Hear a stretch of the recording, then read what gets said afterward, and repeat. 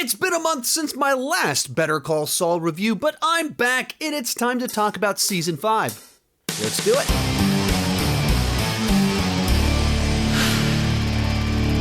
Hi, my name is Sean and I love to talk about movies and TV way too much. With that in mind, go ahead and join me down below in the comments section. Share your thoughts on Season 5 of Better Call Saul. As this is a spoiler review, feel free to spoil away down below in the comments section. No need for a spoiler warning.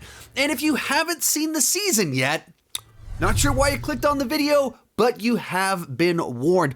Also, I am doing this review series right along with Cody Leach, so if you want to hear another person's take on Better Call Saul Season 5 as well as the rest of the seasons, be sure to head on over to his channel to check out his thoughts. Actually, just go ahead and do that anyway.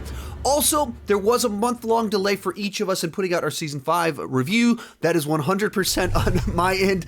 I did some travel back in May. Actually, I went out to go see Cody Leach, and that's why I didn't get Season 5 watched. He'd already had it watched. He was good to go. I was the reason for the delay. Finally finished watching the season so I can share my thoughts on it. And let's get started with my general thoughts on Season 5. And of course, as this is one of the best written shows of all time, it's another solid season of Better Call Saul, but it is an uneven season. And what I mean by that is I find the second half to be a lot more engaging and hooking than the first half of the season. With the nature of this show, it's like they try to build a crescendo. So you get to the end of the season, you have a big cliffhanger, something shocking happens, very edge of your seat. And then the beginning of the next season, you kind of have to like deal with the consequences of that, do a little bit of rebuilding. And that's what you see in this season of all of the stuff that kind of was awesome at the end of Season 4 means that we now have to do a little bit of kind of reshuffling around to set up a new conflict that takes the first half of this season to kind of really make that happen. And so you kind of feel that here.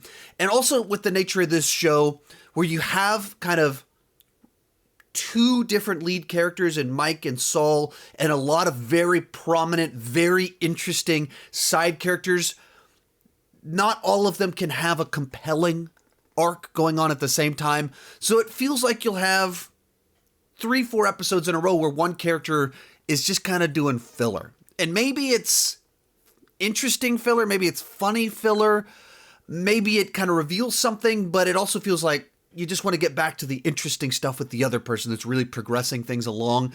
There's a lot of that in the first half of this season, at least for me.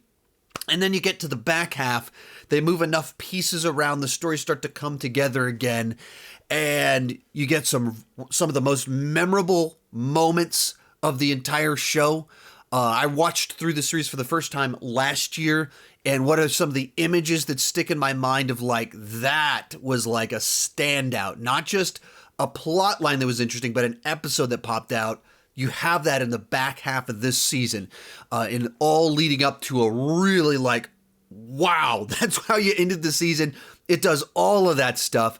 And then it once again progresses Jimmy's descent into full Saul Goodman mode, where he's not really a character. He's really going into Shadysville in the back half of this season. And you see the transition from the guy that was trying to be a good person in Season 1 to just embracing he's the lawyer that's slipping Jimmy by the back half of this season. Like, you get all of that, but to be able to get all that payoff, to be able to get all the cool stuff, the first half of the season kind of spent a lot of time on some stuff that just I wasn't as interested in. It was like, okay, that's a lot of time on some lawyer stuff that's not my favorite aspects of this show.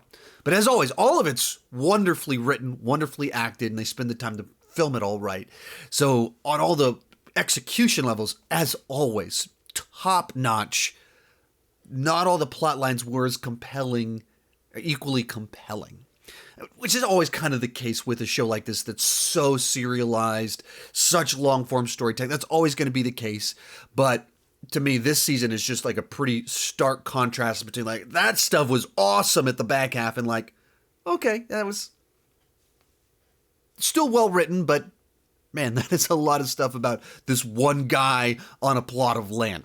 From there, let's kind of dive into the specific plot lines for the season. First up, Mike is depressed. So the big conclusion to season 4 is that Mike has been working with these German guys. He makes really good friends with the guy that's running the project, and then that guy snaps, makes a run for it, and it leads to a point in time where Mike essentially has to kill the guy. And such, as we talked about in the last video, such a transition, so much of a transition for where Mike in season 2, where he's first working with Nacho, he won't pull the trigger to kill Tuco, an actually terrible human being, a dangerous, terrible human being. He won't pull the trigger to take out Tuco. And had he done that, had like a series of things of what could have been, if that would have done so much better, specifically for Nacho, if Mike had been willing to just take out Tuco in season 2. He wouldn't pull the trigger to the end of season 4, and he kills a friend who just wanted to get back to his wife and got in over his head and didn't realize the world that he was actually in. So that leads to a Mike at the beginning of the season that's just depressed for a bunch of episodes. For the first half of the season, he's just in full-blown self-destruct mode. He hangs out with his granddaughter, who he's the contrast between Mike with everyone else in this show and the curmudgeonly, by the rules, just harsh with everyone and kills people. And then he's almost always so soft and gentle with his grandchild. And all of this is for her, really. At the end of the day, he's just a person riddled with guilt over what happened with his son. And so it drives him to become literally like the muscle for a drug dealer for this little girl. To the extent that he kills a friend. And because of that, he actually at one point in time snaps at her. And it's not like, she's not even in any way doing anything that bad. She's just asking the wrong question, the wrong moment about his son. And while it's just, his brain is so messed up over everything that he actually snaps at her and scares her, which never happened before. And then he's walking down the road, picking fights intentionally in shady neighborhoods, trying to make something happen. So much so that eventually it leads to a point in time where he gets really jacked up and Gus basically has to send someone in, like kidnaps him, essentially takes him to Mexico to heal him up and trying to get him back on the path. But you just see this Mike like really broken. And this is some of the stuff that it's like, it's important. I get it. But you also have like 5 episodes of Mike's still depressed. Mike is picking another fight. Mike's, and it's just, you have to do that to properly to earn the drama of this show, to feel real and not do all the shenanigans that every other show does. You have to be able to pause and have a human act like a human and actually cope with it. But that is the consequence of Mike's not doing the most interesting stuff for the first half of this season. Mike's subplot is Mike is depressed. That's just it. And so it plays out and he's angry with his granddaughter. It plays out that he pulls away from Gus. It plays out that he's getting in fights with people. But Mike's not proactively progressing the story in that sense. So it's not the most interesting stuff with him at the beginning of this season. And that'll move us along to Kim doesn't want to do Mesa Verde anymore. And I think it's the 1-2 punch of these two plot lines right next to each other that is what kind of makes the first half of this season ring a bit hollow for me, or not work the best. And it's because so much of this, of Kim's like rise to power in victory in this show, of like, well, she's really competent, she's really capable, she's like a hard worker, she's so diligent, she's like so committed, was how desperately she worked to get Mesa Verde, to keep it, and to get this reputation as a miracle worker, to the point she almost kills herself in that process.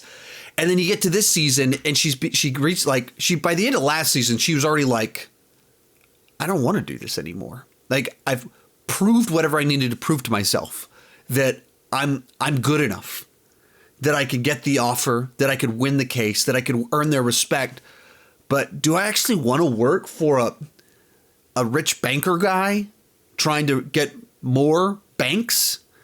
I don't want to do that. Like, she has no interest in the thing that she has worked so hard to achieve. And so you get to this season, and the big kind of breaking point is this one guy that won't sell his land. And it looks like, legally speaking, Mesa Verde owns the land. This guy isn't paying attention to it. Mesa Verde is pretty well lowballing the guy, but they're legally entirely in the right. And the guy's not really working with them either. He's being belligerent. Everyone else is kind of sold off. They've cut deals, moved out for this calling center. He won't move out. And Kim wants to fight for the little guys. She doesn't want to fight for the bank. And so she is trying to find a way to do this. So she even goes to the guy at nighttime to be like, hey, and tries to like work with him. Like, I could try and find a house for you. I can do this. I can do this. I can do this. And the guy's not having any of it. He just sees her as a sleazy lawyer. But Kim wants to fight for the little guy. And so then she's trying to even go to the boss man being like, hey, what about this other side? Why don't we go to this other side? So she proposes it. And he's like, we own this land. Like, I don't know why we're doing this. This one guy, we legally own the land. Like, what? We're not doing anything wrong here. He's not wrong. They own the land. He legally, the other guy didn't. Kim wants to fight for the little guy. And so she gets to the point in time where she literally but convinces Jimmy to go work for this guy to fight against Mesa Verde. So Kim is actively working against her own client, recruits her boyfriend, who she knows is like the sleaziest of scrappers, will find every loophole, nook and cranny to like go wild doing whatever this is. And she recruits him against her own client. And then leads to all sorts of fun shenanigans. And it goes through enough of these hoops, and Kim's boss pretty quickly picks up onto this. And like, he's trying to not get into it with her. He's trying to not openly accuse her of all. He's like, sometimes maybe you step off of this. Maybe Kim, you should take a break from this one. And she's like, what do you mean? He's like, sometimes the less said, the better. She's like, what do you mean? And he's like, okay. And he slowly says things, and she keeps prying. Clearly the guy knows exactly what happened the entire time. His read on it is 100% correct. And still she runs into the hallway and publicly is like chastising him over this, yelling at him like, how dare you? Even though the guy's not wrong. She's blatantly in the wrong here. And this is another of his plot lines that was like, there's interesting stuff. It's well written. It explores who Kim is really well. But Mesa Verde, I want to be like a little thing off over here. I don't want it to like dominate 3 episodes or whatever it was. And it like dominated like 3 episodes. The main thing where there's progress taking place is we really know what's going on with Kim, with Mesa Verde, and Schweiker and Coakley. We know that how that's progressing. There's just a lot of it, and it's true to their characters. It fits the journeys that they're on, but you're watching Kim not be the best version of herself. Because she's not really acting with integrity. And that, of course, you need that to build to where like you're watching her descent with Jimmy and all the ways that Jimmy might not be the best influence on her and all the ways that maybe she was never actually as squeaky clean as she always seemed, as we kind of learned in some of this. But when you're watching her burn down the thing that she worked so hard to get, actively working against her own client, and I don't remember, Schweiker has always been so generous to her, so like working with her, even in this moment where she's clearly in the wrong and he knows what she's up to, he's still giving her the benefit of the doubt. He's trying to give her the out. He's trying to work with her, and she's just burning it to the ground. Oh, Kim, what are you doing? And all of it leads up to Jimmy goes against Kim. Kim says not to do something. Jimmy does it anyway, pushes things way too far. And it's just like so far, like, oh, Jimmy, what is going on here? And the resolution that they go with is they get married, of these two people that are on a very interesting path. They get married at the end of it. All of that, like I said, is well written as anything. But do I want to spend this much time on Mesa Verde watching Kim burn everything she built to the ground? That's not my favorite plot lines that they've gone with here. Though it's part of the journey needing to be there. Did it need to take this much time? I'm not quite sure it did. Then we have Jimmy is mean to Howard. And this is one of the plot lines that is most fascinating about this show to me, is that the first two seasons, you just, especially the first season, you just like hate Howard. Still really the second season. And then as you kind of move through it and you realize how much like Howard is just trying to appease Chuck, and so many of the terrible things that Howard did was really what Chuck did.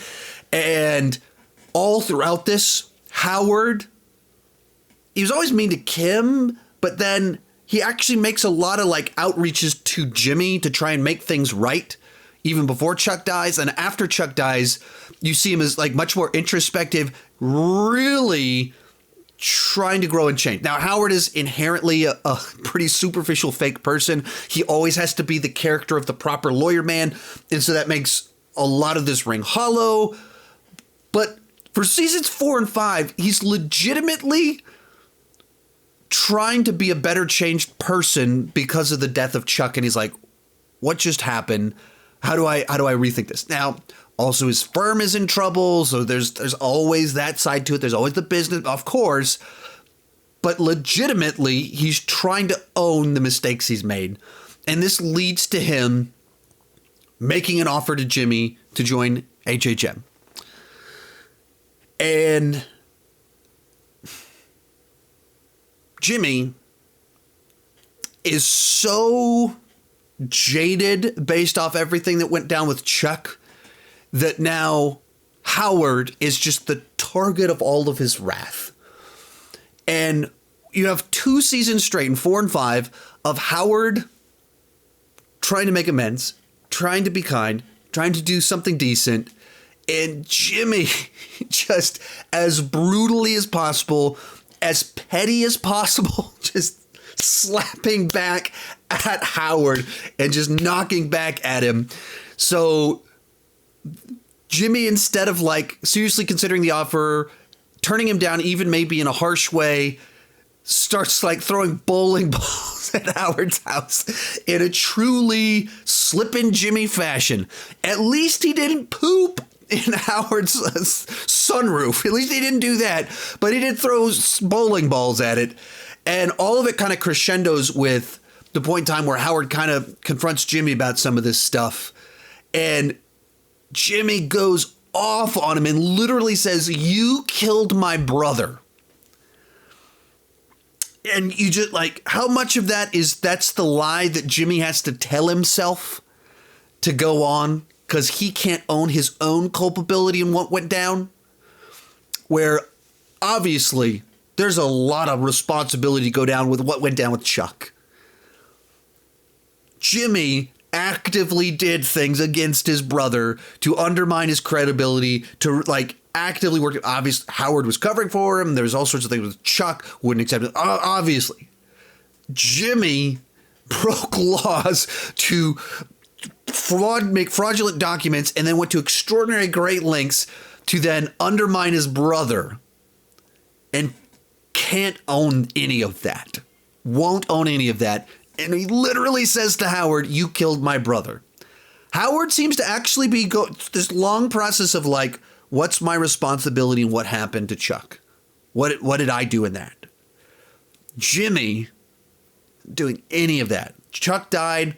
He was already dead to me anyway, so let's just move on. So you just get this brutal interaction between like Jimmy freaking out on Howard, like, "You can't believe what I'm gonna do," and just goes off on him.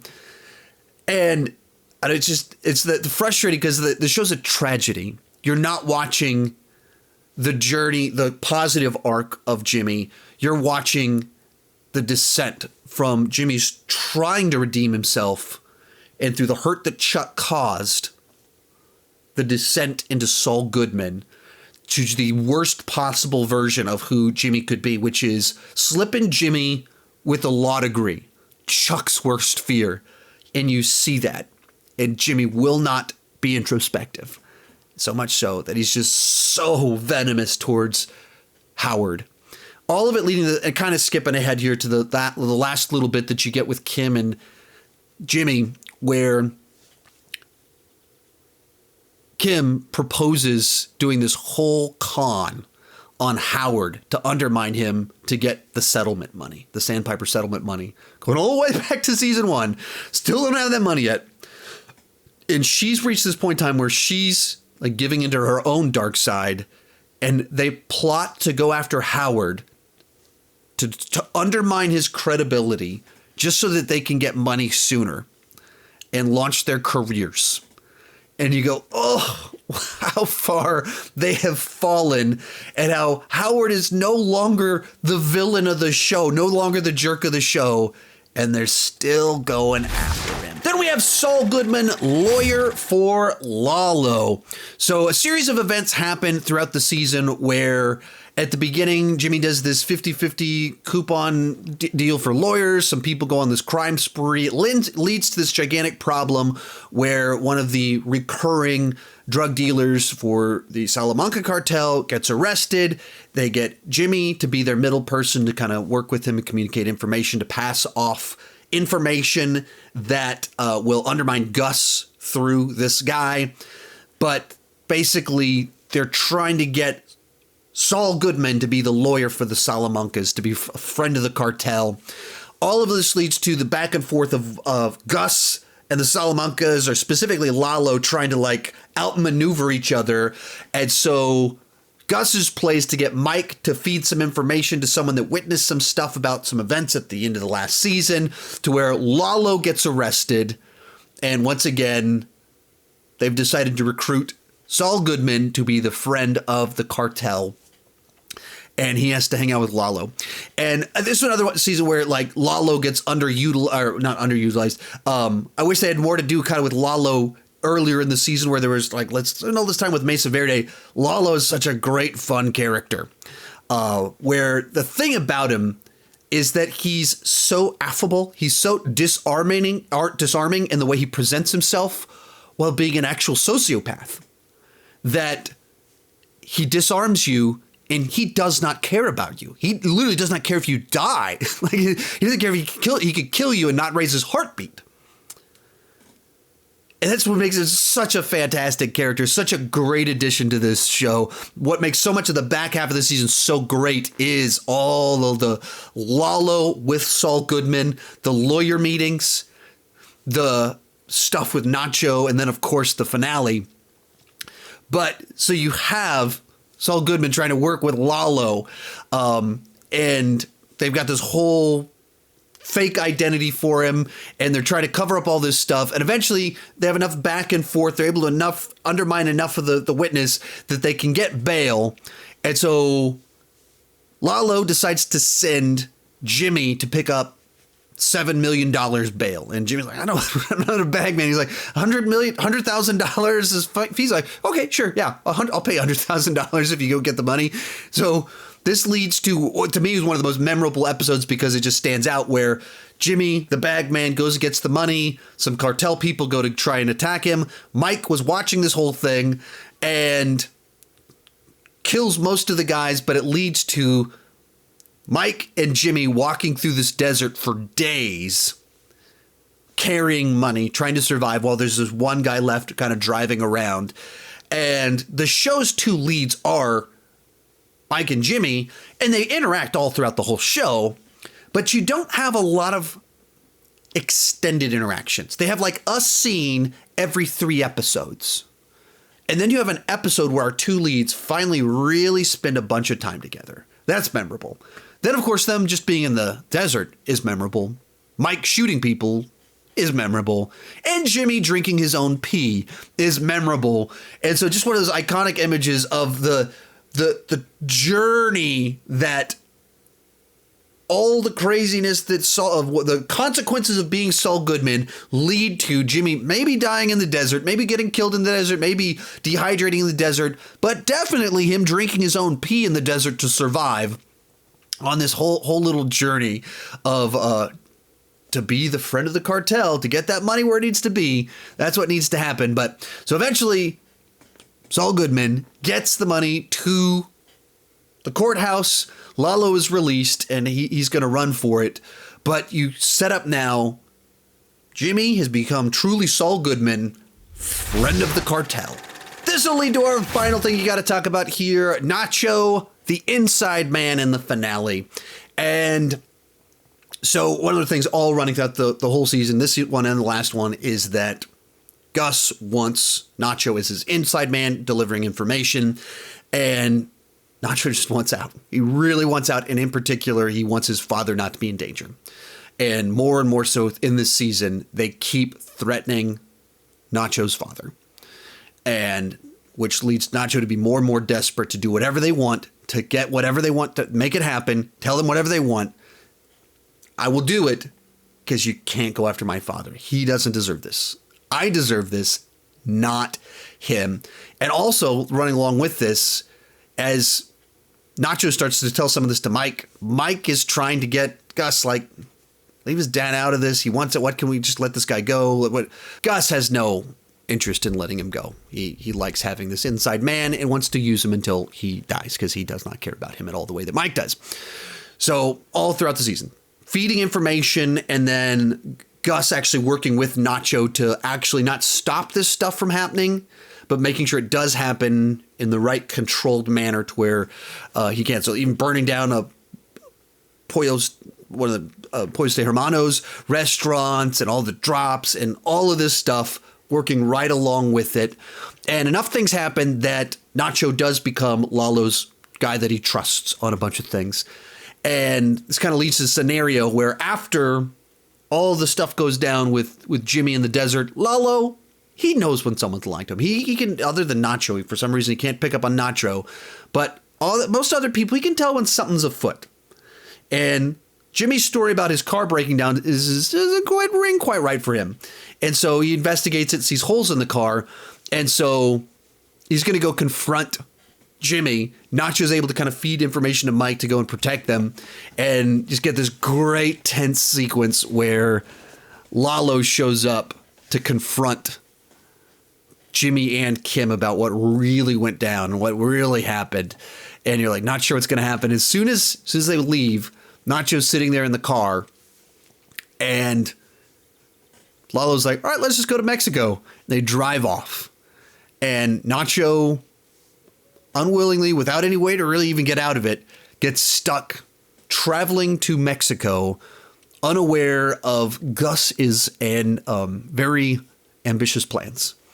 So essentially, Gus now recruits Nacho to be the inside man to open a door so Hitman can come in and kill Lalo, because he is quite the problem. If anything happens in America, Gus is the prime suspect. If it happens in Mexico, 1 million other cartels are the suspect. So it has to happen in Mexico. And the way to make this happen is this moment where they have an inside man with Nacho. And you show up there and immediately you see all these family members, kids. This is not like a clean, easy deal at all. And they have all their meetings and everything is going well for Nacho, it seems. And you even have some moments where Nacho's hanging out with Lalo and talking about future and sleeping and all sorts of stuff. And then Nacho makes his play, starts a little fire, opens the gate, makes a run for it. Hitmen come in to kill Lalo. But Lalo knows what he's doing, knows how to handle himself, and is a person of wrath as well. And so you get to see Lalo in full action mode, killing a team of assassins, running through hallways, throwing grease in people's faces, firing a machine gun down a tunnel, killing a whole bunch of people because they just came after him and killed people he actually does care about. And the season ends with him looking over and realizing that was Nacho. Nacho did this. So he tells him to call in and say that you killed me, and then he heads out to get his revenge. But you get the full Lalo going into action. And this is where I say the season, like, we're at the beginning, like, Kim doesn't want to do her lawyer case.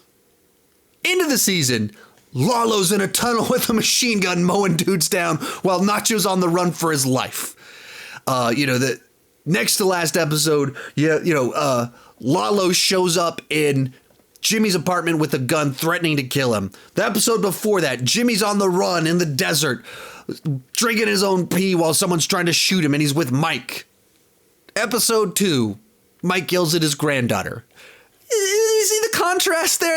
With some pretty big differences in excitement between those two things. And that's the disconnect in kind of the season for me, of like it's very front loaded with dull plot lines and back loaded with some of the best plot lines.